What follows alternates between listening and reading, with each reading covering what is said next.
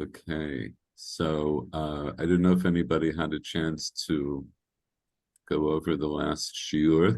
Basically, the last two shiurim, we've been going over this sugya. When I started it last week, I said I was going to try to show you two different ways of understanding the sugya. But I understood by during the shir that it was difficult enough to understand it in one way.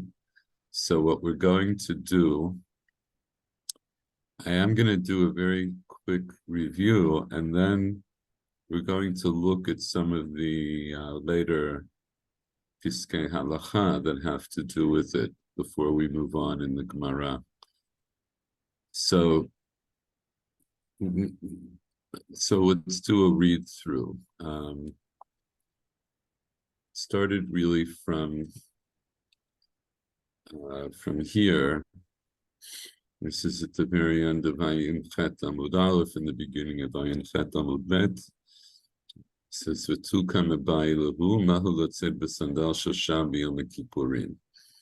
So then they asked him further, what is the din of going out with a sandal of sham on Yom Kippur? So they asked, if you remember, this was a question that was asked to Rabbi Elazar. There was another question they asked before that had nothing to do with Yom Kippur, and then they asked him this question about Yom Kippur. So they asked this of Rabbi Elazar, but Amad Rabbi Yitzchak Bar Nachmani al Raglav. So Rabbi Yitzchak Bar Nachmani stood on his legs, and he said, Ani ra'iti et Rabbi Yeshua ben Levi she'yatza b'sandal shoshan b'yom kippurim.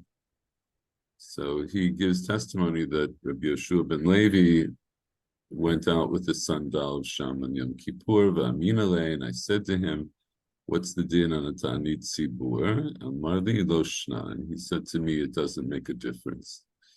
And then I have a similar testimony. Amar Rabba Bar Bar Chana, and he read it Rabbi Elazar de Ninveh, she'yatza b'sandal shel Sham v'ta'anit tzibur, v'aminale b'yom kippurim mai, amar li lo shna. So it was the same thing flipped, that he saw Rabbi Elazar de Ninveh, who wore a sandal of Sham on a ta'anit tzibur. And I said to him, what about Yom Kippur? And he said, it makes no difference. Okay, so at this point, we understand that there seemed to be haskamat poskim, that one is allowed to wear sandal shasham on Yom Kippur. And then the Gemara goes on to give other similar examples. Rav Yehuda nafik b'dehidne, Rabbi nafik b'dehutzi, Rava nafik b'dikule or b'divle, Rabba bar Rav Huna karif sudra krae v'nafi. So these are all examples of people who wore sandalim that were not made of leather. They were made of either reeds or grasses or palms, things like that. And then we have this last one, which was distinct, we talked about last time, that Rabba bar Rav Huna simply wrapped a cloth around his feet to protect his feet, but these were all things that were apparently okay to do on Yom Kippur. So that's what we built up to here. So at this point, we would be given to understand that all of those kinds of footwear are permissible to wear on Yom Kippur. So then we have this kasha for Rami Bar Chama. Meiti Rami Bar Chama, Kitea Yotzei Bekav Shalo. So the Kitea goes out with his kav, Divrei Rabbi Meir, Rabbi Yossi Oser, V'tani Elav Shavin Shasur L'tzeit Bo B'Yom Kippurim. And there's a Braita that continues this Mishnah and says that they are equal. They agree that it's forbidden to go for the Kitea to go out with his kav on Yom Kippur. So, quick review: the Kitea goes out with his kav, Divrei Rabbi Meir. When is the Mishnah talking about? When is it permitted, according to Rabbi Meir, for the Kitea to go out with his kav? on Shabbat. On Shabbat. So Rabbi Meir says it's okay for him to use this on Shabbat, to go out with it on Shabbat. And Rabbi Yossi says it's not okay, it's asur. But they both agree that he's not allowed to go out with it on Yom Kippur. So now, what's the kasha from this source, the Mishnah with the Bryce of the Shavin? What's the kasha that Rami Bar Chama is asking? If one is not allowed to go out with the kav on Yom Kippur, why did all those rebbeim wear a sandal shel sha'am? Right. We're just going to use the term for the moment. Sandal shel sha'am is like the collective term for all that kind of footwear, even though we're going to differentiate a little bit about the sudra. But the reason it's a kasha is so here, this is the question. Why is it a kasha? In other words, our understanding is that the Mishnah at the beginning of the parak that lists the 5 inuyim. So one of the 5 inuyim is ne'ilat sandal. So the question is, what qualifies as a sandal? What's the definition? So now we have all these people who go out with sandalim made of various things. So at this point, we would think, okay, so none of those are made out of leather. They're all made out of vegetable sources of one type or another. And that would seem to be the heter. And maybe because of that, that doesn't fall into the category of a sandal or a shoe for the purposes of Yom Kippur. But here we have the Kitea in his Kav, which at least according to Rebbe Meir, does seem to be a shoe. So why is it that you wouldn't be allowed to go out with that on the one hand? So I'm sorry. So what we said last time is, so Rebbe Meir says that the Kitei is allowed to go out with his kav on Shabbat. And Rebbe Yossi is oser. So what we said, this was according to Rashi's pshat. Rebbe Yossi is oser because Rebbe Yossi held that the kav of the Kitea was not a shoe, and that's why he forbade the Kitea to use it on Shabbat. So if that's true, then the question would be, why does Rabbi Yossi say it's asur on Yom Kippur? Why should it be asur on Yom Kippur if it's not a shoe? So Abaye answered, he said, Hatam de'itbe ktitin mishum ta'anug. So he says there, the reason that Rabbi Yossi says that the kav of the Kitea is asur on Yom Kippur is because it's the kind of kav where the top is hollowed out in a kind of concave manner, and some ktitin, some pieces of cloth, some padding is put in that place, and now it's asur on Yom Kippur because it gives him pleasure when he's wearing it. So the first part, Hatam de'itbe ktitin, implies, Abai is trying to imply that once you add the ktitin, then Rabbi Yossi does think of it as a shoe, and because now it is a shoe, and because it's a comfortable shoe, he's not allowed to wear it on Yom Kippur. That's the way we would understand this part of the sugya according to Rashi. So Amarle Rava says to Abaye, V'i lav manahu ktitin mishavile mana. So he says, and if it wasn't a kli, in other words, if the kav was not a shoe, Does putting in ktitin make it into a shoe? In other words, according to you, Abaye, this wasn't a shoe to begin with, and now you're saying because it's been modified and it has ktitin, all of a sudden that changes it into a shoe? So that's the rhetorical question, right? But what is he saying in a positive way? He's saying, ktitin don't make the shoe. It doesn't. In other words, he's asking it, right, rhetorically, implying that just because now it has ktitin, just because the kav now has ktitin, it doesn't automatically or magically become a shoe. The od, kol ta'anug delav min alhu b'yom kippurim mi asur. Also, is it true that any pleasure that is derived from something that's not a shoe, is that asur on Yom Kippur? What does he mean by that? What's he implying here? Meaning, well, broadly, if some tanug is not expressly forbidden, is it in fact forbidden? Yeah, and then a subset of that would be sandalim. Right.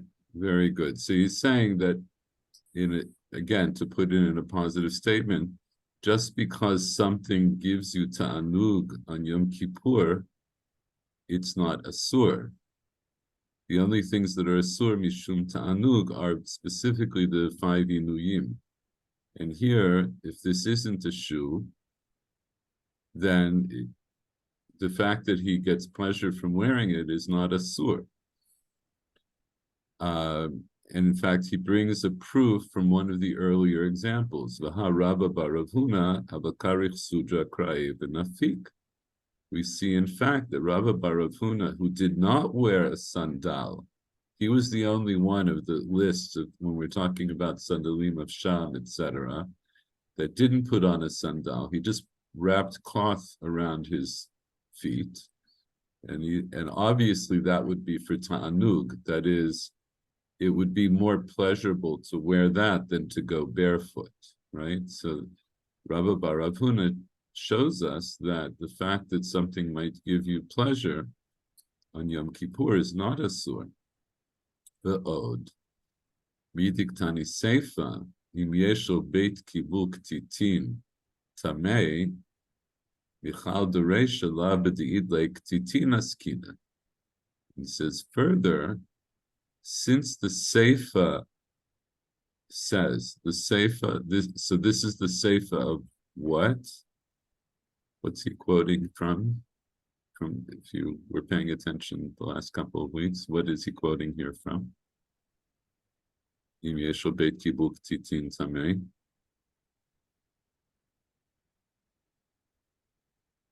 It's the Mishnah in Shabbat. Right, it's the hemshech of the Mishnah that Rami Bar Chama brought. It's this Mishnah, Kitevet Zebekasho Divrei Rabbi Meir, Rabbi Yossi Oser, and the next line in the Mishnah says, Im Yesho Beit Kibuk Titin Tamei. So, since the next line in the Mishnah introduces a new factor of this Beit Kibuk Titin, that implies that until now in the Mishnah, we were not talking about a kav with a Beit Kibuk Titin.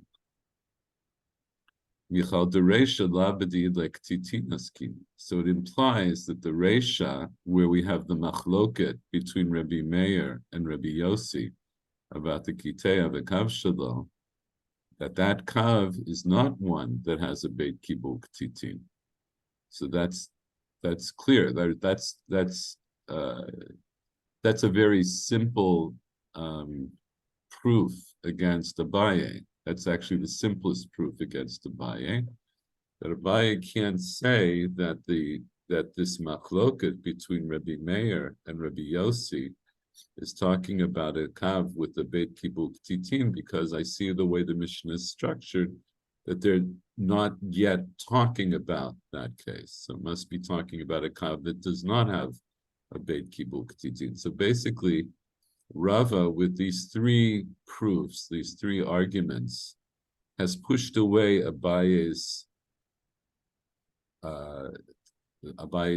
teruts. So what? Again, I did this a lot last week. Let's do it again quickly. So we started off with the din that you can go out with the sandal of Sham on Yom Kippur. I have a kasha that Rami Bar Chama brings based on this Mishnah in Shabbat, along with the Braita, that says everybody holds that the Kiteya is not allowed to go out with his kav on Yom Kippur. And the kasha being, why shouldn't he be allowed to go out? How would the kav be any different than a sandal of Sha'am? And Abaye answered by saying, actually, the kav that is talked about there, so he gives the teirut. He says, he makes a chiluk, and he says that the Mishnah in Shabbat is talking about the kind of kav that has a beit kibul ktitin, and it's asur mishum ta'anug.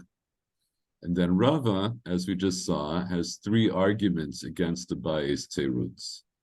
So at this point in the Gemara, what does Rava have to do?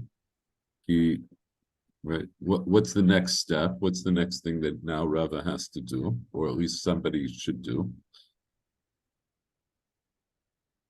There's still the question about as to why the Rebbeim went out with the Sandal B'Sha'am on Yom Kippur. Right. In other words, as the Gemara would, in the Lashon of the Gemara elsewhere, Hadra Kushin Leduchta, the Kasha is now back in place. We still have now the Kasha of Rami Bar Chama. How can it be that these Rabbanim could go out with the Sandal of Sha'am when both Rabbi Meir and Rabbi Yossi hold that the Kiteh is not allowed to go out with his kav? So that's what we're up to now. So Rava does give it teruts.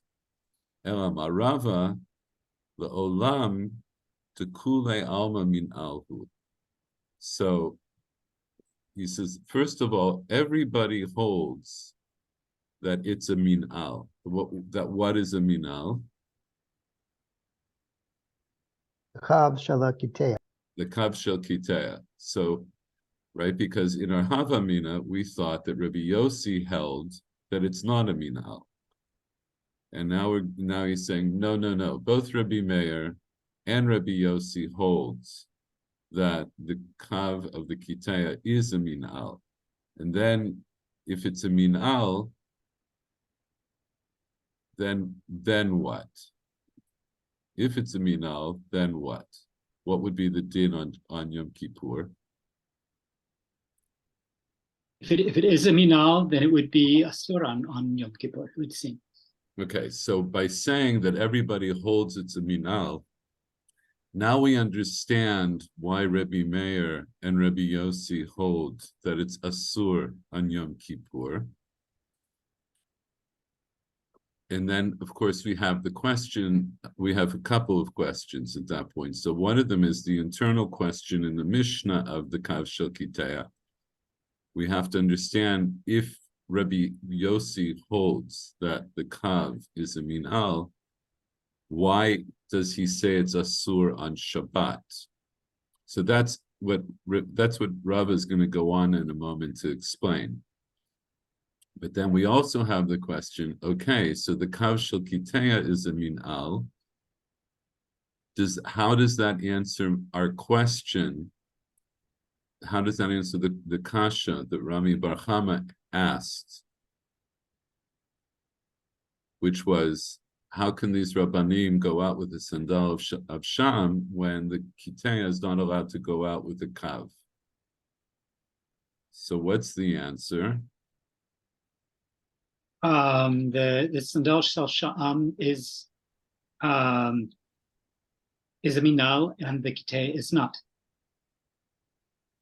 Or is it the other way around? No?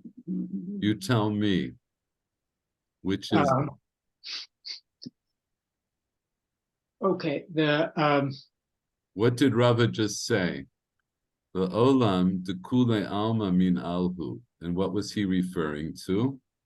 He's actually referring to the Kitea. Right, so he's talking about the kav shel kitea. So he says the kav of the kitea is a minal, and by implication, what is he saying about the sandal shel sha'am?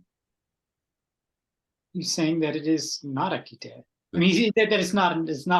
It's not minal. Not minal. In other words, so Rava's answer would be that the reason that Rabbi Meir and Rabbi Yossi both agree that the Kitea cannot use his kav on Yom Kippur is because it's a minal, despite the fact that it's not made out of leather. But we discussed last time, why would it be that what's different about the kav shel Kitea that makes it that makes it into a shoe that's different than the sandal shel sha'am? Kav is hard.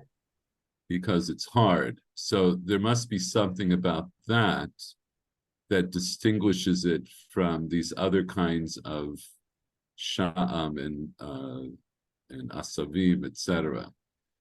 So this is the way Rava answers the kasha of Rami Bar Chama. This is that. If this is our conclusion, then our conclusion is we still need to, right? So we need to know halacha l'maaseh. What is one allowed to and not allowed to wear on Yom Kippur? So based on this, what would we say the conclusion is? Is somebody allowed to wear a sandal shel sha'am on Yom Kippur? Yes. Yes.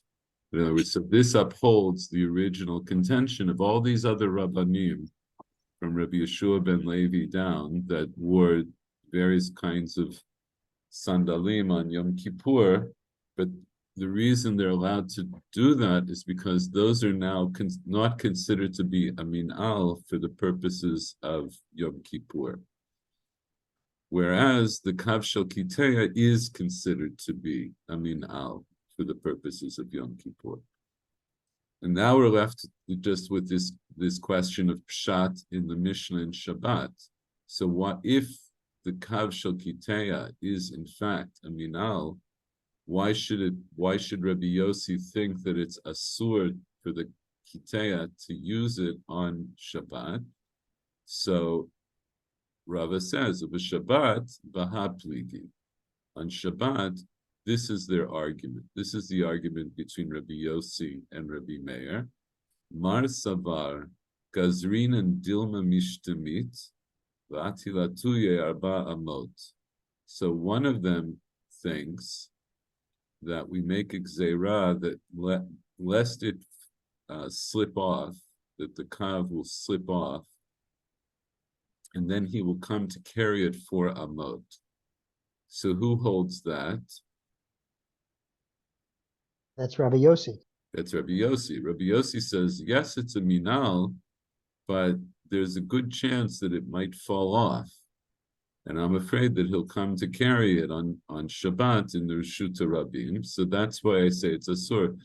But if you ask me if it's a minal, yes, it's a minal. Umar Savar, so this would of course be Rabbi Meir, he says, Lo Gazrinim, we don't make that Seirah. So at this point, this is our conclusion, the halacha, and this is what Rashi says in the words of Rava, Elamar Rava, Elam dekuli alma min alhu.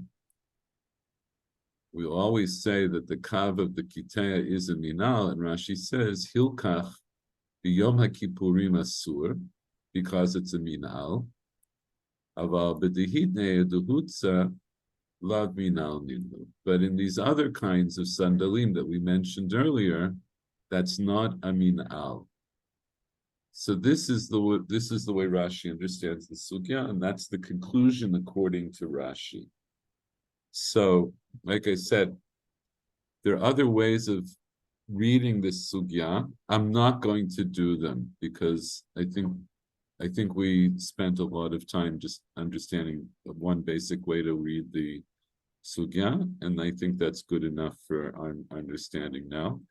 As I mentioned last time, one of the reasons that the sugya becomes even more complicated than it seems is because we have the question of whether or not the kav shel kitea or the sandal shel sham is considered to be a mina. We have that also in other contexts. Specifically, we have in the context of chalitza, and can the woman do chalitza with her brother-in-law's shoe that is not a regular leather sandal, right? Can she do it with the kav shel kitea? Can she do chalitza with a sandal shel sham and so forth? So there's a discussion in Yevamot, and there's also further discussion about this on the Mishnah that we just saw in Shabbat. So if we wanted to go into greater depth, we would examine all three sugyot and see how each of them pan out. But for the purposes of our discussion here in Hilchot Yom Kippurim, this is how we're going to learn the Gemara. But in order to give you an idea of some of the other implications, we're going to skip ahead in time, and we're going to look at the Aruch HaShulchan. Look at the Shulchan Aruch and at the Aruch HaShulchan. So, does everybody see this the Shulchan Aruch? Okay. So this is the Shulchan Aruch, Orach Chaim, Siman Tafresh Yud Daled, Seif Bet. So this is the Siman in the Shulchan Aruch that talks about the other Inuyim besides eating and drinking. The first Seif talks about Sicha, and we'll come back to that. And here the Shulchan Aruch paskins as follows: Asuri no sandal o min al shel or. So he just says flat out, you're not allowed to wear a sandal or a shoe that's made of leather. Afilu kav hakitea ukiotsebo. Even the kav of the kitea and similar, meaning, what is it? Afilu kav hakitea, meaning that if the sandal is made of ore, if his kav is made of ore, then he wouldn't be allowed to wear it. Now, we didn't see that specifically as a pshat in our Gemara, and that's why I say we're skipping over other pshatim in the Gemara. The Mishnah Berurah says on this, kav hakitea shenikta'a raglo, it's a person whose leg got cut off. Oseka means tfus regel, he makes a form of a leg. The yeshba beit kibul katan, it has a little rounded open space. Umachnis sham rosh shoko, he puts the end of his thigh into it. Ukarui kav, that's what a kav is. And that, right? Remember, that was the way Rashi and the Bartanura explained the kav. Umayri mechaber v'aso she'or. And here the mechaber, in other words, the Shulchan Aruch, is talking about a case when the kav was made of leather. V'huadin imhu shel eitz umukupeh or ukedelikame. This would also be the same din if it was made of wood but covered with leather, as we'll see further on. Does the word mechaber refer to the kav as a whole? Does it refer to the straps that secure the kav to the leg? No, so the mechaber here refers to the Shulchan Aruch. Okay. Okay, mechaber is the author. Okay. And when I'll just mention because I see it's a little confusing. So the Baal Shulchan Aruch, Rav Yosef Karo, when the Nosei Kelim, the different commentaries that came after the Shulchan Aruch, refer to him as the Mechaber. So when you say Ma'iri HaMechaber, that the Mechaber is talking about, it means the Shulchan Aruch. And in general, when you learn Nosei Kelim on, like say the Rambam, or we see many times the Beit Yosef when he's writing on the tour, they'll refer, usually they refer to the author by saying Rabbeinu, right, our master, because that's the text that they are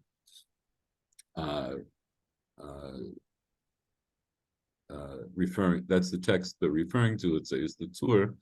So Rabbeinu would, whenever the Beis Yosef mentions Rabbeinu Stam in the Beis Yosef, he means the tour. Whenever the Kesef Mishnah says Rabbeinu in his comments on the Mishnah Torah, he means the Rambam, right? And here, for some reason, this term HaMechaber stuck to the Baal Shulchan Aruch, and Ad Hayom Hazeh people will refer to the Mechaber, right? The Mechaber, that's the Baal Shulchan Aruch. All right. So the word literally means the one from the Chaber, the one who wrote, right?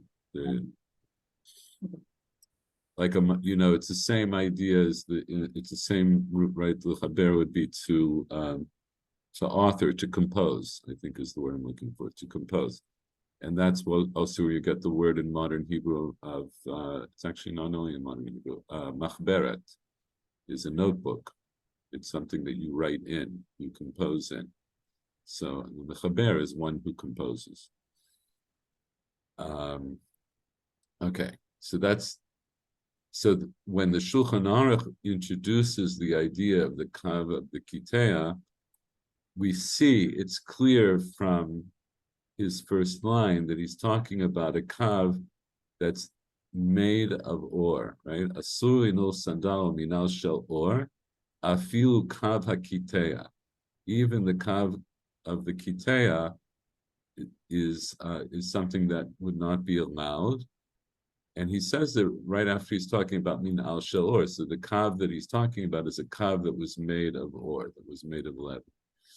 And then he goes on to say, "Afil shel eitz u'mechupeh or," even if whatever it was, the kav or the minal, if it was made of wood but covered with leather, asur. Right. So the decisive factor in the isur in all of these types of footwear that are being referred to is they're either made out of leather or they are covered with leather. Aval shel gemi, or shel kash, or shel beged, or shel shar minim, mutar. But if the sandal or the shoe is made either out of any of these other kinds of things, any of these other non-leather materials, or even if it's just cloth, right? So you could go out with your socks, which is also brought down in other sources very early, including the Tosefta, including Yerushalmi. And we saw it in our Gemara with the Sudra that Rabbi Baruch Huna put around his foot. Those are all permitted. I feel that Seit Behem Rishuta Rabim, even to go out in the Rishuta Rabim, you would be allowed to. And that refers to one of the issues that we brought up last week, that the Lashon, from the very beginning of our Sugya and Yoma, it's talking about Latseit Behem, to go out in them. And so the Shulchan Aruch holds that any of these things that you're allowed to go out with, it means you're allowed to go out even into the Rishuta Rabbi. And once again, I'll tell you, and you will see this more in the Aruch HaShulchan. This was, in fact, a machloket rishonim about where you're allowed to wear different types of footwear. Because remember, we left some problems hanging in our sugya, which I didn't want to delve into again right now, but we're going to look at them a little bit. But one of them is when we learn this machloket between Rabbi Meir and Rabbi Yossi, so Rabbi Meir says that the Kitaya can go out with his kav on Shabbat, and that in that context, the implication is he's allowed to go out even into the Reshut Rabim, right? That would be the chidush. You're allowed to wear this even in the Reshut Rabim. And the Rabbi Yossi says no, because it's not a min'al, so he's not allowed to go out in the Reshut Rabim with it, because that would be like carrying in the Reshut Rabim. So then we say, and they both agree that you can't go out with it on Yom Kippur, and we said why? Because it's a min'al. Okay, zeh kol tov yafeh. But now, if we think that the kav that the kiteh is going out with is only made of wood, and now the Shulchan Aruch says you are allowed to go out with it. So what does that mean? Does that mean he holds like Rabbi Meir, that you're allowed in other words, if you're allowed to go out with something on Shabbat, mishum hotza'ah, then it should also be true on Yom Kippur. But if you're not allowed to go out with it on Shabbat, you wouldn't be allowed to go out with it on Yom Kippur, right? Is that necessarily the case? Because one would think that if it's not a minal. Oh no, never mind. I just answered my own question. Okay. Okay. So anyway, we'll come back to this issue in a moment, and then in parentheses it says umutar lamod al karim uksatot. This is the Ramah. He says you're allowed to stand on cushions and pillows shel or that are made of leather. But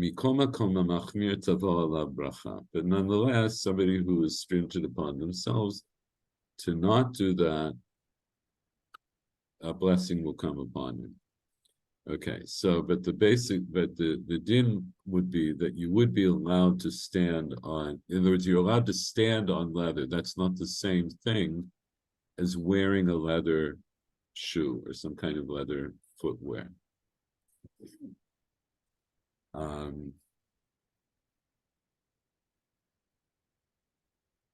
Since we're here with the Mishnah Brura,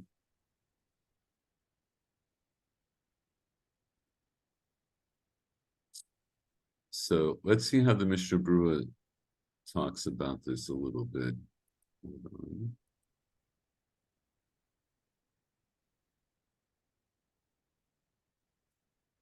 Okay.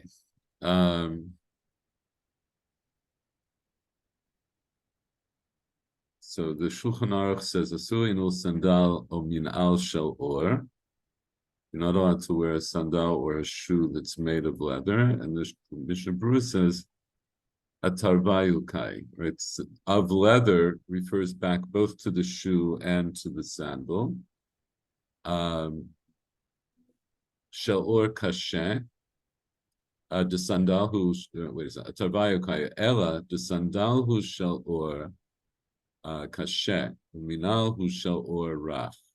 This is the difference between the sandal and the minal, is that the sandal is made of a hard leather, and the shoe is made of a soft leather. Okay, and for this, that's based on Rashi's pshat in the Gemara in Yevamot.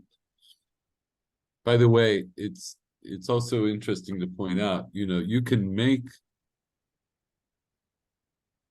leather very, very hard, that it's wood-like. That's how we make batim for tefillin, right? Which many people who wouldn't know otherwise, when they look at them, they think maybe they're made out of wood. And they have a kind of a consistency that's like wood. If you were to wear that kind of leather every day, you would soften it up to some degree, both because of the pressure and the heat of your foot and the oils that are in your foot.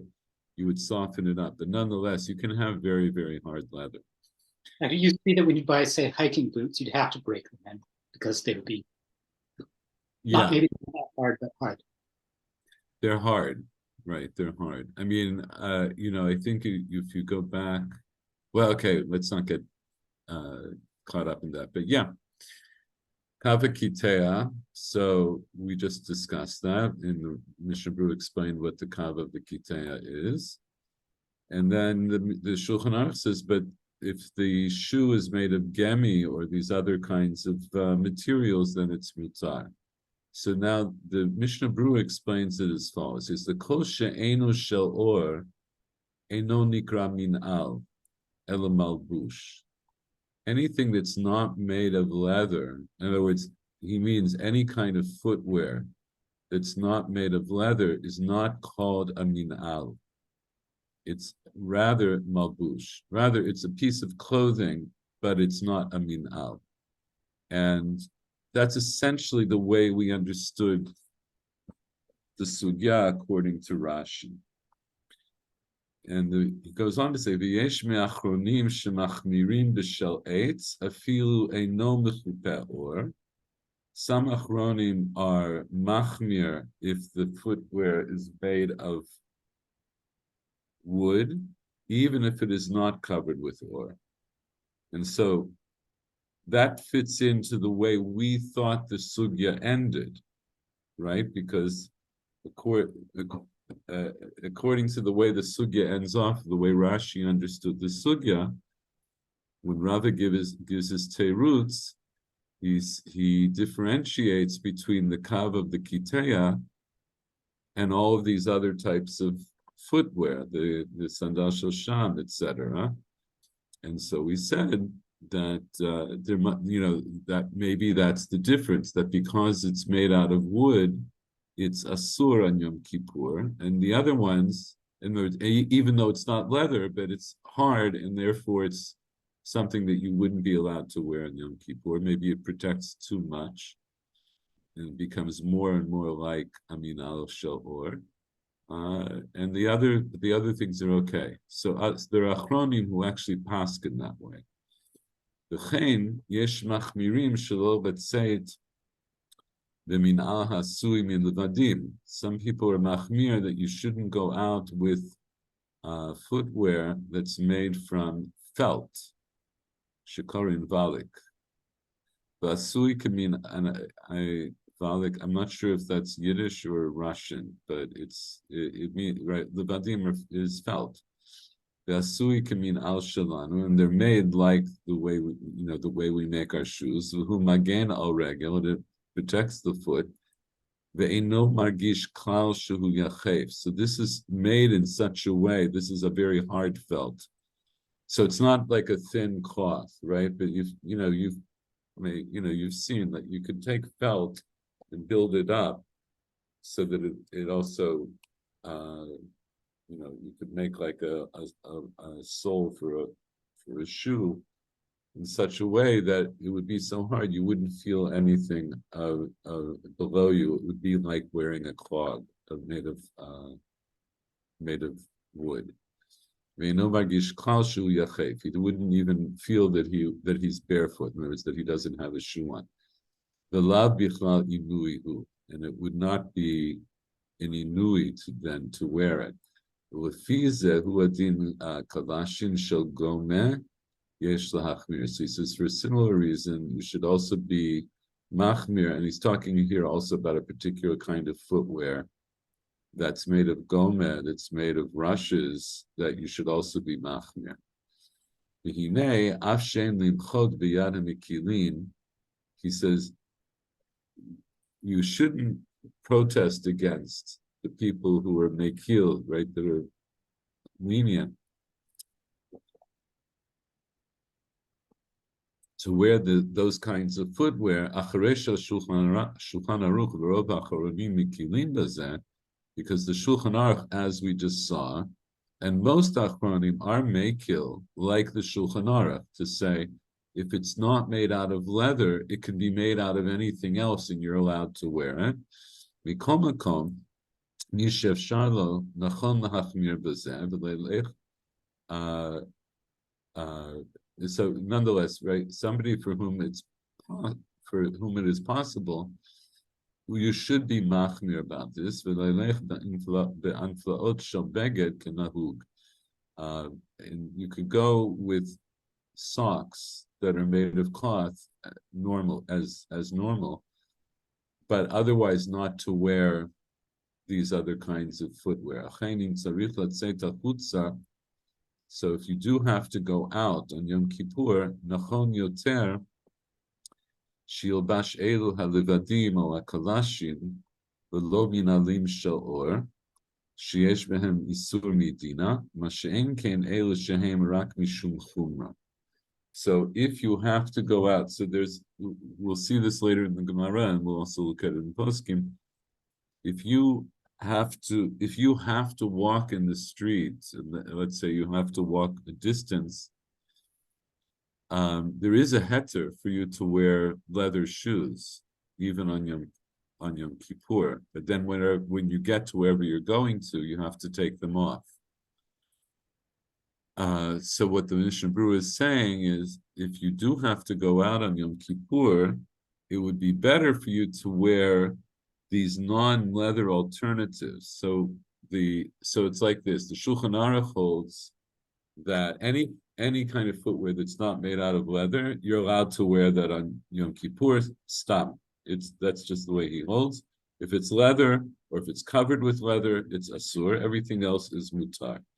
But we see that there are achronim that are machmir about some of those alternatives, like if it's made out of wood or if it's made out of a kind of a hard felt. So the Mishnah Berurah says, really, if you can, you should be machmir like those poskim.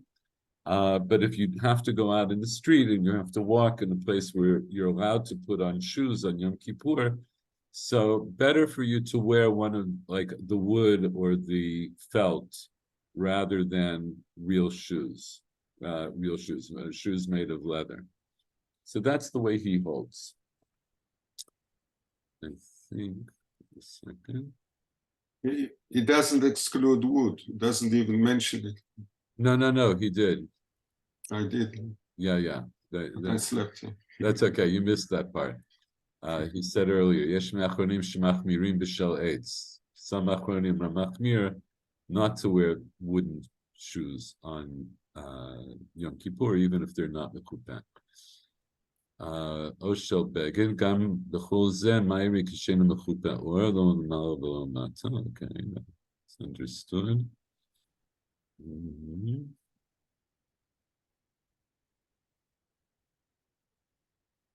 So he says, the Shulchan Aruch says that you're allowed to wear these non-leather shoes. You're allowed to wear them even into the Reshut Rabim. So on that, the Mishnah Berurah says, "V'tzono amar da'af shebachol Shabbatot hashana asur letzeit bo Reshut Rabim, kevan she'eino derech malbush." Mikomakom b'yama kippurim kevan she'asur b'nilat hasandal v'yafshar lo lino min al shel or nikra zeh derech malbush oto hayom. So this addresses the question I started to bring up a little bit ago, that what would be the heter for wearing, let's say, for the kav of the kitea on Yom Kippur, let's say, according to the understanding that the isur of the kav kitea is just because it's wood, and what would be the havamina that you would be allowed to wear it? It's because that even though on Shabbos you wouldn't be allowed to wear it because it would be considered a masui, it wouldn't be considered to be like a piece of clothing. But on Yom Kippur, it's like a piece of clothing because he can't wear a leather version. It's a little confusing, and I think we might get a better understanding of this when we go through the Aruch HaShulchan. But Shalor. Let's see. Oh, and then this last thing. I think I'm going to leave this last thing for the moment. So the last thing was that the Ramah says you're allowed to stand on leather cushions or leather pillows. So we're going to leave that on the side as a question. Let's look at the Aruch HaShulchan here. We'll get through. I think we can get through this today. So this is Siman Tafresh Yudal, like I said, begins with the Isur of Sicha. We're going on to Sif Bet, where he talks about Nilata Sandal. So he says, Nilata Sandal Mikra Inui, Kishein Hochin Bo. Right? So wearing a shoe is called an Inui. It's an affliction when you don't walk with it. In other words, not wearing not wearing a sandal on Yom Kippur is an Inui. V'lachein, asur b'Yom Kippurim. That's why it's asur in Yom Kippur. Tiftiv, mani raglech miachef. Right? We saw this pasuk. V'nemar v'David oleh b'ma'ala hazeitim oleh al bocheh v'rosh lo chafui v'hu oleh miachef. Uv'yishayak ktiv v'nalcha tachlotz me'al raglecha k'dei la'anot atzma. Ayin Sham. So these were the different psukim that the Gemara brought when it was trying to prove to us that Nilata Sandal, that not wearing a shoe, is an Inui. Yesh Yanze Gimel Shitot. So now he's going to be more comprehensive than the Mishnah Brura, as is his way, and he's also going back further, which is also his way. In other words, you see, the derech of the Mishnah Brura was to summarize mainly, not always only, but mainly he wanted to summarize opinions of Achronim, people who came after the Shulchan Aruch. And the Aruch HaShulchan likes to go back to the roots of whatever it is we're talking about.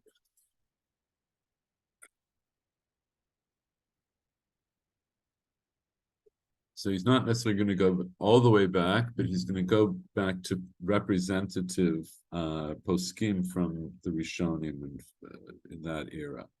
So he says, regarding this question of Nilata Sandal, there are three shitot. So there are three opinions or three approaches. Shitat HaTur v'Shulchan Aruch Sif Bet. So the Tur and the Shulchan Aruch here in Sif Bet, they hold the kol shel or asur. Any footwear that's made of leather is asur. The kol she'enu shel or mutar. And any kind of footwear that's not made of or is mutar. So this is the simplest one. This is the one you probably know. It's the most widely accepted one. And even the Mishnah Brura, who said really you should be machmir if you can, but he also agrees that this is the way Rov Poskim hold. They hold like the Tur in the Shulchan Aruch. Shekadvu v'zel shonam asurin o min al o sandal shel or afilu kava kiteo kiyotzebo afilu shel eitz u'mechupeh or asur. Right? Anything that's either made with leather or covered with leather is asur. אבל של גמי, או של קש, או של בגד, או של שאר מינים מותר, אפילו לצאת בהם רשות הרבים, עד כאן לשונו. Right? So that's the sif in the Shulchan Aruch that we just learned. ואין הכוונה דמינים אלו גם במחופים or mutar. He doesn't mean to imply that these other materials like gemi or kash, if they would be covered with or, they would be permitted, which you might imply from a cursory understanding of the language. Divadai asur, that's certainly not permitted. Ela mishum debshel eitz matzinu bigmarash yachol liot mitzupah, or because we find an example in the Gemara in Yevamot that talks about a wooden shoe that's covered with leather. That's why they wrote that. In other words, that's why the Shulchan Aruch wrote in the way he did. The Tur and the Shulchan Aruch wrote in the way they did because of that case. But there's no differentiation, meaning any kind of footwear that's made of anything other than leather, but is covered with leather, that's asur. So this psak of the Tur and the Shulchan Aruch, that's the derech of the Rif and the Rosh after him. That's the way they hold. And okay.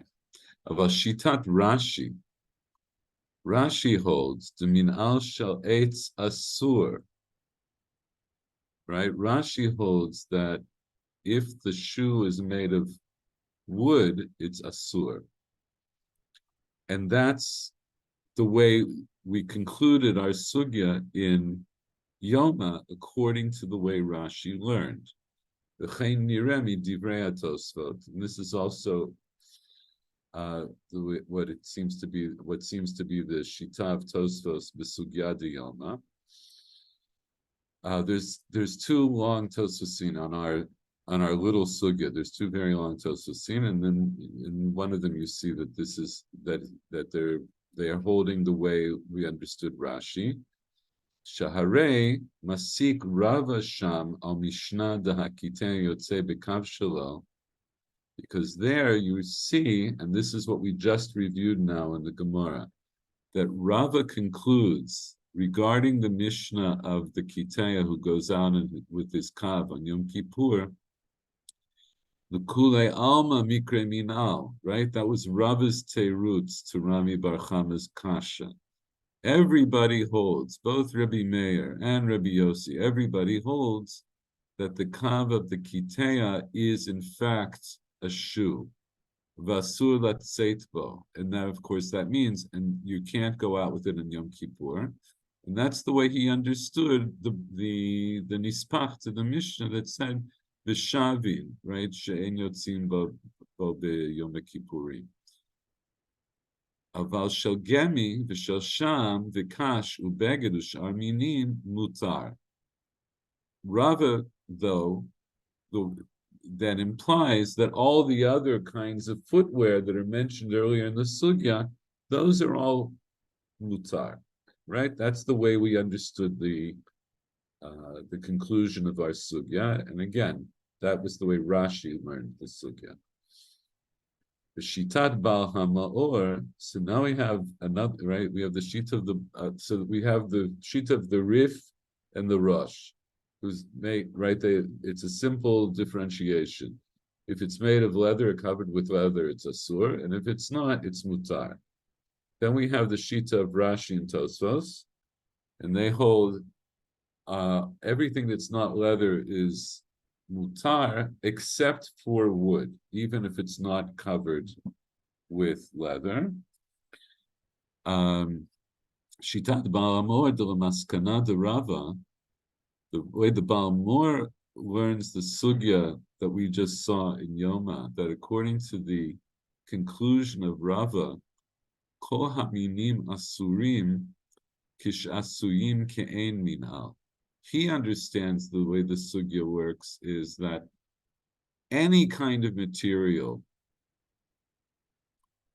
when it's made into something like a shoe, is asur. V'hinei shita zu decha'a haRamban. The Ramban pushes away the shita of the Baal Ma'or. Aval shitat Rashi v'Tosfot muchachad lehedya b'sugya sham. But the shita of Rashi and Tosfos is proven out, right? It's evident. It's explicitly evident in the sugya there, meaning that's when we learn the sugya, just in understanding the pshat of the sugya, it went like Rashi, and Tosfos goes like Rashi. Just as a historical note, and I don't think we've ever looked at the Baal HaMor before, but maybe we've quoted him. So the Baal HaMor, where the sefer, there was a sefer Hamaor Hagadol of Hamaor Katan, apropos of Parshat Breshit, written by Rav Zrachia Halevi. Rav Zrachia Halevi was 12th century, I think, in Provence, and he wrote attacks, right? He wrote hasagot on the Rif, and that's what he called his sefer on the Rif. He called it the Ma'or Hagadol on certain Masechtot and Amor Katan on certain Masechtot. And in many cases, he went against the psak of the Rif, and he would go through and explain sugyot, not like the way the Rif paskin to disprove the Rif. The Ramban, who came just like a generation later, he wrote a defense of the Rif, and he called that Milchemet Hashem, right? The war of God, to defend the Rif against the Hasagot of the Baal Hamor, the person who wrote the Ma'or. And so that's just to give you a little flavor of what's going on. It's quite sharp, but in the back, if you have a regular shas and you look at the Rif in a standard Vilna shas or the modern iterations of that, you have the Rif in the middle, and then let's say on Masechet Yoma, you'll have around the outside you have the Ran, Rabbeinu Nisim, and then below you'll have the Hama'or, right, the Ma'or Gadol, and then below that you'll have the Milchema, the Milchemet Hashem. Anyway, okay.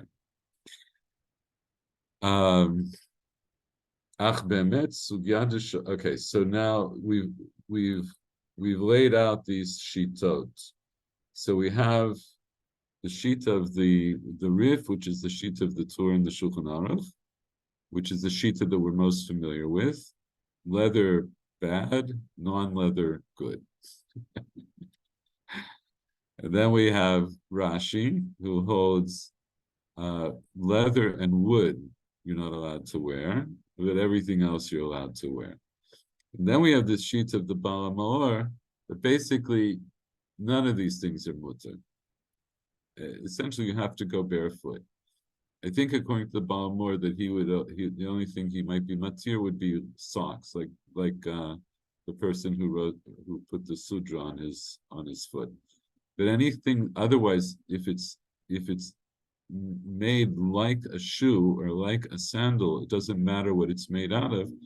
The Baal Ma'or says it's asur, and the Ramban disproves him. He pushes that away. He says about shitat Rashi Tosfos muchached lahedya b'sugya sham.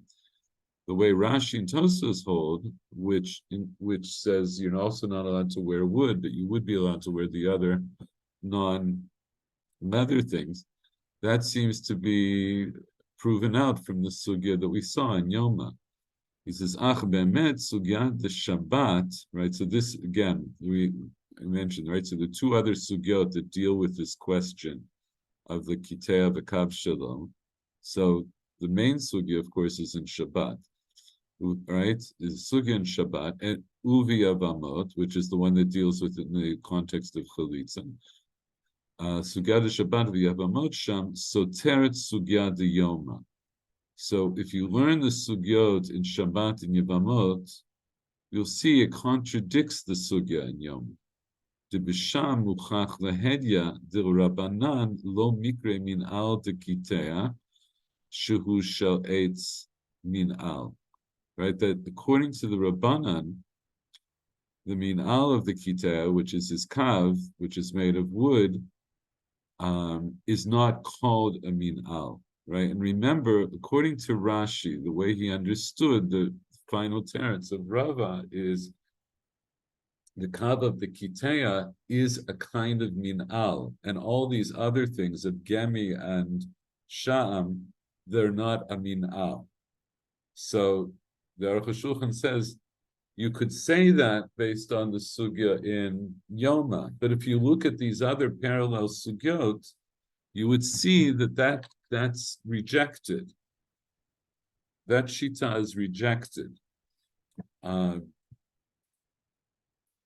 That something that's made of wood, a footwear that's made of wood, like the kav of the kitea, is dafka not amina. The tzarich lomar. So you have to say, right? So of course, tzarich lomar. There's now, of course, this is going to be a problem for Rashi and Tosfos. How do they learn the sugyot in Shabbat and in Yavamot?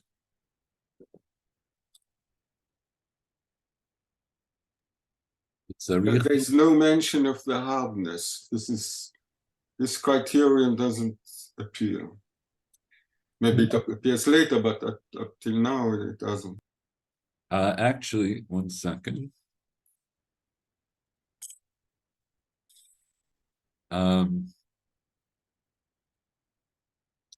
It's discussed. We didn't see it. I brought it up last week as a possible difference. What Rashi says, hold on a second. What Rashi says in our sugya, when he's learning the Mishnah in Shabbat, Rabbi Yossi Oser, right? So Rabbi Yossi is Oser, the Kav Shel Kitea. The way Rashi understood it was Kasalka Datach Kasaver Lav Minahu, because you'll think that at this point we would understand why is Rabbi Yossi Oser. He must hold that the Kav of the Kitea is not a shoe, and that's why it's Asur for the Kitea to wear it on Shabbat. And why isn't it a shoe? So Rashi says, Ho'il ve'eno shaveh b'chol, because it's not equal for everybody. In other words, it's a very specific thing that only a Kitea will wear, but you and I and other people, we wouldn't wear it. So it gets excluded from the general category of being a malbush, something that you would wear, because it's only worn by a very small, specific subset of the population. But he doesn't say specifically because it's hard. I think we see that in other Rishonim, but we're not going to look there now. We're going to continue here for the moment in Yaruch HaShulchan. He said, "V'tzarich lomar k'masha katav Ramban sham de biyoma havirak l'Rebbi Meir u'Rebbi Yossi v'lo l'Rabbanan." So the way the Ramban answers this for Rashi and Tosfos, and for the way we learned in the sugya, is we understand in our sugya in Yoma, we only know of 2 opinions regarding the Kav Shel Kitea. We know Rabbi Meir and we know Rabbi Yossi. But when you learn the sugya in Yevamos, you'll see that there's a reference to the Rabbanan, which implies there are different ways of learning this also, but according to one way of learning, the Rabbanan is a 3rd opinion that is neither Rabbi Meir nor Rabbi Yossi. And in the 3rd opinion, the halacha is like the Rabbanan, and the Rabbanan, in the context of the Kav Shel Kitea, they hold that it is that it's not a mina. Wait, Rabbanan. That according to the Rabbanan, it's not a mina. Ayen sham. L'chein harif lo hevi ze klal. That's why the Rif doesn't bring it. L'chein b'Yerushalmi Omer. It says in Yerushalmi Tanya, Yotzin v'anfilia. You go out. You can go out with anfilia, which would be socks. The Tanya ein yotzin, and according to a different Braita, you're not allowed to go out with anfilia. So how do we reconcile those 2 sources? Habishel beged, the habishel or. So one Braita that says that you're allowed to go out with anfilia, that's talking about if the anfilia are made of cloth. And the one that says you're not allowed to go out, that would be if they're made of leather. Ayen sham. Vilachain. Therefore, afal pi shebitosefta reish perek dalet tanya shasur afil ba'anfalia shel beged. There is a tosefta that says you're not allowed to go out on Yom Kippur wearing essentially cloth socks. Lo chashulai, right? So the poskim didn't worry about that tosefta. Kevan shehi neged habavli v'hayerushalmi, because I have sources now in the Bavli and the Yerushalmi that contradict that. Ach shel Ach al shel eitz ein raya miyushalmi laheter. Yerushalmi, from Yerushalmi, we don't have a clear proof to permit footwear made of wood. Yerushalmi perek yud bet yivamod yesh plukta l'inyan chalitza imikre shel eitz minal. And the Yerushalmi also, there's a machloket about a shoe that's made of wood, if that's a shoe for the purposes of chalitza. Okay, so that got a little bit into the weeds, and I'm not. I would be happy to go through all the sugyas with you, but I think we're just going to continue on based on this summary. Now, ubedivrei harambam perek shlishi din zayin yesh makom iyun. So let's look at the Rambam. He says, and here we have to do some deep reading. Let's take a quick look at the Rambam. 1 second.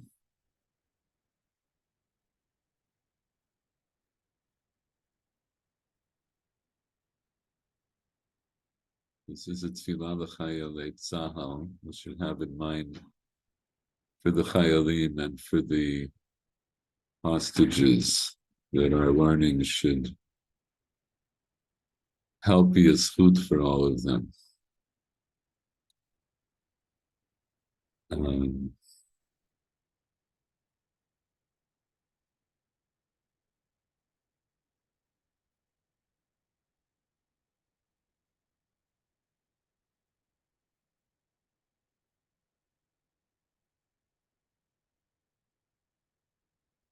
Let's look for a moment at the Rambam. And now this is where we're going to see an issue about hardness and not hardness. We'll see it in the Rambam. Asuli no min, right? So the Rambam holds Asuli no minal b'sandal afil b'raglo achat. You're not allowed to put on a shoe or a sandal even on one foot.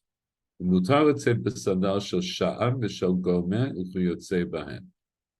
Right, but you are allowed to wear a sandal of these other materials and like them. You can also wrap a piece of cloth around your foot and go out with it. Shaharei koshi haaretz magila raglo. The Rambam implies that the reason you're allowed to use materials that are not leather is because you can feel the hardness of the earth beneath you on your foot as you're walking. And you feel that you are barefoot. So you're not literally barefoot in the way we use the term barefoot, but in a halachic sense, you're yachev. You're barefoot because now you feel the hardness of the land. And then the next part about Tinokot, that's the continuation of our sugya. We'll do I thought we'd started today, but I think we'll do it next week. Okay, so that's the Rambam. So the Aruch HaShulchan says. So the Rambam goes according to Shita Aleph, if I understand. Well, but not exactly. So here, let's see how the Aruch HaShulchan says. ובדברי הרמב"ם פרק שלישי דין זין יש מקום עיון והמפרשים תפסו שהוא עומד בשיטת הריף הראש. So just like Paul said, a lot of the Mefarshim of the Rambam said he goes like the Rif in the Rosh. D'chol she'eino shel mutar. Anything that's not made out of leather is permitted. Afil b'shel eitz, even if it's made out of wood. Ulefi aniyut da'ati, but according to the way I see it, lo mashma kein milshono. I don't think that's implied in the way he phrased this. Shekatav. Asuli no mina b'sandal, fi b'raglo achad, mutar l'tzei b'sandal shesham yishal gemi, ki yotzei behem, v'korech adam begad al raglav, v'yotzei bo, sharei koshi ha'aretz magi l'raglav, v'magishu yachev. Right, it's what we just saw. Hare, she'tzrich shaharegel targish b'yechefata. So, according to the Rambam, your foot has to feel as if it is barefoot. V'shal eitz pshita shelo targish. If your shoe is made of wood, obviously you're not going to feel the hardness of the land. The asur, and then it should be asur then to wear a shoe made of wood. V'nirani b'tamo, and it seems to me that his reason, the Rambam's reasoning, is to love mishum the shel eitz mikre minal. He's not saying that just because the shoe is made of wood, it is called a minal. And remember, why is there a cheshulchan concerned with that? It goes back to our sugya in Yoma. It's important to know if something is called a minal or if it's not called a minal, right? It's important in Yoma, it's important on Shabbos, and it's important in Chalitza. He says the implication, even though the Rambam doesn't say explicitly that you're not allowed to wear a shoe made of wood, but the implication of the Rambam is you're not allowed to wear a shoe made of wood, because if you wear a shoe made of wood, you won't feel the hardness of the land. And you should feel as if you're barefoot, meaning that you should be able to feel what's underneath your foot, what you're walking on. So he says, I think that the Rambam holds this way. He says, not because he thinks that a shoe made of wood is called a min'al. Sharei linyan chalitza pasak ba'atzmo beperek daled me'yibum d'shel eitz pasul. We see that in the context of yibum and chalitza, that the Rambam holds that a shoe made of wood is pasul for chalitza. So I understand the Rambam doesn't think that a shoe made of wood is a shoe, is a min'al. Ella tamo nirali. Rather, I think his reasoning here in Yom Kippur, to kevan de Yom Kippurim havitama mishum inui, since the reason you're not allowed to wear nilata sandal, you're not allowed to have nilata sandal on Yom Kippur. The reason is mishum inui, right? You're supposed to. It's supposed to be an affliction. Lachain kol sheino mitaneh ve'ino margish sheholech yachef. Therefore, anybody who doesn't feel afflicted and doesn't feel as if he is walking barefoot, asur, that the b'chol advarim k'mosham the gemi ubeged haregel margish minei shehen rakin, because all these other materials, when you're walking with them, even though your foot is protected, but you still feel the ground beneath you. Below came b'shel eitz, but not so if you're wearing wooden shoes. According to this, then let's say b'minal shel eitz b'yom kippurim. So I think that then according to the way I understand, you should not wear a wooden shoe on Yom Kippur. Kevan sheken hudat Rashi, the Tosfot, the Rambam. In other words, even though most Mefarshim of the Rambam didn't come to the same conclusion of the Aruch HaShulchan, but as you see, it's a very reasonable understanding of the Rambam that you shouldn't wear anything that is so, let's say in this case, so hard that you can't feel the ground beneath you. So he says, I think you shouldn't wear them because now that's the sheet of Rashi, Tosus, and I will add to that the Rambam.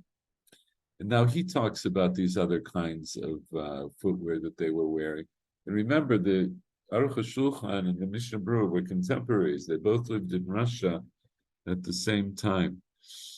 And I have to follow up on these words because I'm not sure. I have a feeling they're Russian, and I'm not sure. V'dash etzleinu ochin b'kalasim b'yom kippurim v'imnei sheinam shel or v'hu min gomeh v'gam hu rach v'aregel margish koshi haaretz ki yadua. So this is some kind of footwear that was made from something like rushes, and it's soft, and the foot can feel it when you're walking on the land, ki yadua. The kol sheken shemutar lelech bevalakis, shehem shel tzemer pashut. There's some other thing called valakis that they were made from simple wool, which I have a feeling is the levadim. I think he means the this kind of shoe that would have been made from felt, right? Because felt is like pressed wool. Pashut shehem rakim harbe. They're very soft. Achyesh mehem avim bekashim, but there are some kinds of balikis that are in fact thick and hard. Kashim ma'od. Ad she'haregel lo yargish koshi haaretz. Until they're so hard that the foot doesn't feel the ground. Lefi ma shekatavti midivrei harambam, eino nachon leilech behem b'yom kippurim. And so therefore, I would say it's not right to wear something that's so hard that you can't feel the ground beneath you on Yom Kippur. The kol shekain kishivnei mechukim more. All the more so if they're coated with leather. The Katav Rabbeinu Harama. Okay, and then he'll go into this last thing of the Rama. So I told you I didn't look this up. We could probably do a little web search. But I do remember reading one year, a number of years ago, that Rav Yashu said you're not allowed to wear Crocs on Yom Kippur. And again, it's something I think I saw printed in the newspaper. I don't think it's the best source for any halachic psak, but we could understand it in the context now. In other words, we understand that he didn't just say it's stam. He has a basis. Because maybe the way he understood it, the way he felt, that Crocs then would be like, that would be like these, like wood or like leather, even though it's softer, but maybe he felt it was too much of a separation between your foot and the ground, so that you don't feel at all the ground that you're walking. On a personal note, I feel I have a little bit of a dispensation because I have very flat feet. And if I walk for any length of time without any support from my arch, then I will end up not being able to walk at all. So if you're in doubt, ask a posek, don't ask me. But in any event, you saw the way the Mishnah Brura paskined. In this, even though the Mishnah Brura, he doesn't bring all this whole argument about the way the Aruch HaShulchan does, the way he understands the Rambam, and then he takes the way he understands the Rambam to be mitzaref with the sheet of Rashi and Tosfos. But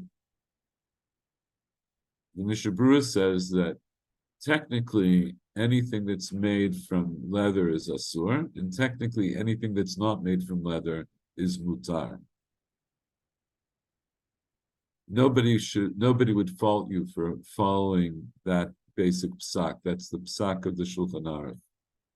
So if you're in doubt, you can ask a shaila. But you can see the basis for why we might have a doubt about certain other kinds of footwear. So since we're here, we'll just see what he says about the Ramah at the end, and then I think we'll stop. Just a second. Katav Rabbeinu Harama demuter lamod al karim uksatot shel. Right, so we saw the Ramah said you're allowed to stand on cushions or pillows that are made of leather. Nonetheless, if you're machmir not to stand on things made of leather, then you get a blessing. Really, there's no reason for this chumrah.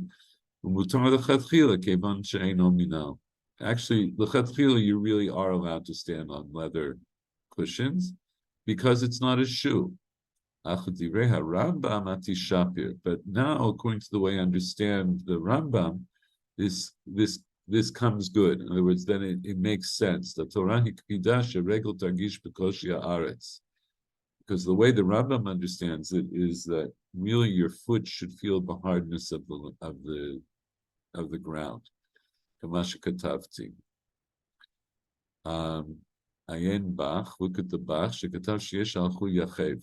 He brings down that some people went literally barefoot on Yom Kippur. Right? And the basis for that would be the da'at of the Baal Hamor that he quoted earlier. According to the Baal Hamor, basically everything is asur except cloth. Like you can wear socks or wrap cloth around your foot, but otherwise everything is asur. Okay,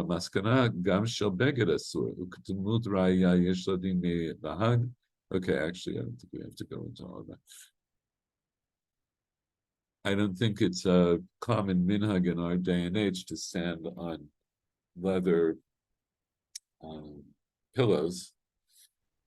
But I can tell you personally, because of my issue with my feet, if I'm at home, sometimes I do stand on a pillow. Like when I'm davening, I'll stand on a pillow.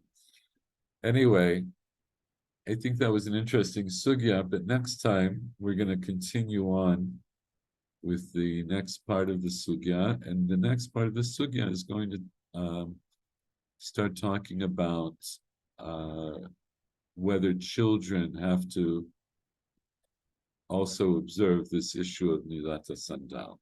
We'll get into some interesting discussions there. But that's it for now. Any questions, comments? Okay. So Actually, I do have a question, logistical question. I believe the clocks change next week. Oh, I'm glad you brought that up. Yes, because do you want to continue at 8:30? Should we move it forward an hour to 7:30? Okay, so now actually, Michael, I'm glad you brought it up specifically because here's the question. Do you still want to meet at 8:30 or is it okay if we meet at 7:30? How is that going to work out with your davening? Right now, I think there's not an issue. Because I think it's there's not an issue if we go back to 7:30 because now davening is going to be an hour earlier next week. Let me actually let me check the zamaning really quickly while we're still on the line. Okay. Second. So here I can also check Jerusalem. I don't think that it's an issue, but let me double check here. So let's see. You're changing the clocks this week, right? You should be careful because in the States you don't change the time at the same day as. No, we're going to be later, one or 2 weeks later. I don't know, but it's not the same day. We're going to change it a week later. A week later, yeah. We're changing on the 29th, and we're going to change it on November 5th. So, so Michael, after the clocks are changed, you can daven, like Mari, if you can daven already like at 5:20 or something. So, yeah, actually, I see that. Yeah, so it says yeah, nightfall is at 5:27. So yeah. Okay. So let's say this. Beginning next week, we're going back to learning at 7:30. That gives everybody more time to fall asleep later. I think it'll be easier for everybody if we go back to 7:30. And I will take into account, and Michael Schwartz, I assume you'll still be. So we have to, and Michael Bichlal, you're in another time zone, right? Actually, Michael, yes, I'm realizing that you're actually, the background looks very Californian. You're muted, but yes, I'm assuming that I'm in California. Yes. The background looks. I mean, it's sort of like that. You know, the plants and looks like a mason. Could be. It could be. It's just, it's a native Californian here. Yeah. He knows right away. So colors, these are earth tones. I mean, darn hippies. I saw the other day in the connection to our sugya, a guy walking on wooden shoes. You like the Japanese shoes that have like this part that comes down. I saw a guy walking on it. Wow. them. So I figured, well, it's California, whatever, you know. So now, when I was in Denmark, Yeah. like at least in the barnyard, going into the stables, you actually like there's so much water on the ground, and the ground would be frozen, and like you really did wear like wooden clogs to elevate your feet above the level of the puddles. Interesting. Oh, very nice. Very good. Okay, so next week, 7:30, according to the Israel clock. Mhm. And Just confused. Michael and we will adjust ourselves accordingly. I'll figure it out. Yes. All right. Thank you. Good Bye-bye. night, good evening, good afternoon. Bye-bye.